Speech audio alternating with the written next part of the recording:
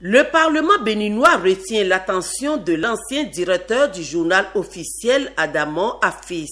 Il vient de lancer 2 ouvrages sur le quart de siècle du Parlement. Le Parlement béninois en mouvement 1990-2015 et le second tome intitulé Vie et œuvre des 6 premières législatures, préfacé par l'ancien président Bruno Amoussou. Toutes les institutions de la République que je côtoie en tant que expert en gouvernance et en développement institutionnel, c'est l'Assemblée nationale qui emporte le plus mon suffrage, que j'apprécie le plus. Donc c'est pour ça que c'est sur cette institution-là qui est vraiment le pilier de la démocratie, en ce sens que sans les lois, on n'aura pas l'état de droit et on n'aura pas la situation qu'on a d'évolution de développement institutionnel depuis 1990. En principe, après ce 2e tome, je devrais produire un 3e. Je commencerai peut-être par le 3e en disant que le 3e fera l'évolution de l'œuvre de l'Assemblée nationale depuis 1990 pratiquement.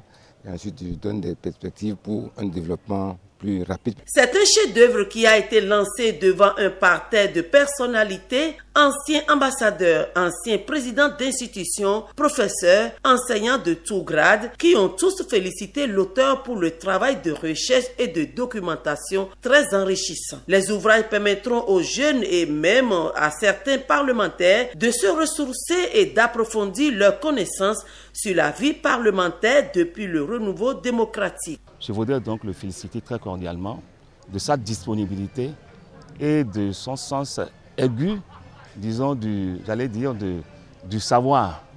Et comme j'ai eu à le dire, j'ai dit tantôt qu'en français, il existe 3 forces fondamentales, se terminant par le mot hier, à savoir le savoir, l'avoir et le pouvoir.